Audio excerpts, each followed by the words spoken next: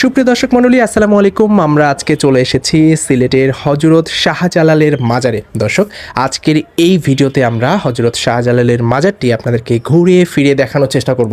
So ভিডিওটি যদি আপনাদের ভালো লাগে অবশ্যই আপনারা লাইক, কমেন্ট, শেয়ার দিয়ে আমাদের সাথে যুক্ত থাকবেন। অনুরোধ থাকলো আপনাদের কাছে অবশ্যই আপনার মন্তব্যটা জানিয়ে যাবেন। তো দর্শক, এই মাজারে প্রবেশের পরেই সর্বপ্রথম আপনাদের কাছে এই জিনিসটা চোখে পড়বে। এখানে দেখবেন যে যার মতো ধ্যানে মগ্ন আছেন, শুয়ে আছেন, বসে আছেন, যে যার মতো বিভিন্ন ধরনের অ্যাক্টিভিটিস করছেন।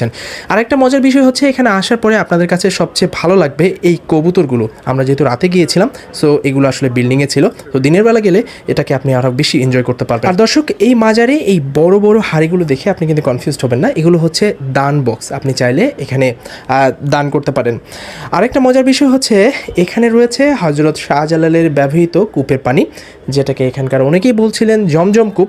আপনি চাইলে বিনামূল্যে কোনো টাকা ছাড়াই এই কূপের পানি খেতে পারবেন, যেটা অনেকেই খাচ্ছিলেন এখানকার, এবং বোতলে করেও নিয়ে যাচ্ছিলেন। আর এই কূপে কিন্তু কিছু গোল্ডফিশ রয়েছে, যেটা দেখার জন্য অনেকেই এখানে ভিড় করছিলেন।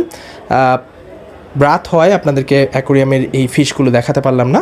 আর এর পাশেই এই ছোট্ট ঘরটিতে আসলে বোতলে ভরে পানি রাখা ছিল।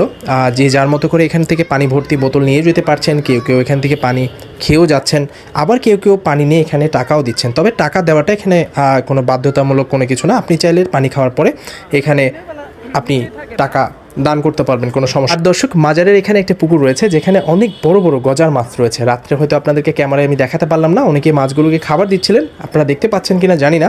মাছগুলোর সাইজ কিন্তু অনেক বড়, এর চেয়েও বড় বড় গজার ফিশ নাকি এই পুকুরে আছে। তো দর্শক, আপনারা এখন যেটি দেখছেন, এই পথ ধরে আপনি চাইলে হযরত শাহজালালের কবরটি দেখতে যেতে পারেন, যেটি নিচ থেকে একটু উপরে। বাট বিষয়টা হচ্ছে, আপনি এখানে ভিডিও করতে পারবেন না, ভিডিও করার নিষেধ রয়েছে। তাই আমি এই অংশের পর থেকে আর কোনো ভিডিও ফুটেজ নিতে পারিনি, তারা যেহেতু আমাকে নিষেধ করেছে। সো আমি আর চেষ্টা করিনি। বাট উপরে গিয়ে যেটা দেখলাম, কবরের এখানে অনেকেই আসলে রেকর্ড করছিলেন, বাট তারা যেহেতু নিষেধ করেছে আমি আর চেষ্টা করিনি সেই ভিডিওটা তুলে ধরার। তো ভিডিওটি কেমন লাগলো অবশ্যই আপনারা কমেন্টস করে জানাবেন। ভালো লাগলে শেয়ার করবেন। অনুরোধ করব আপনাদের মন্তব্যটি আমাকে জানিয়ে যাওয়ার জন্য। ধন্যবাদ।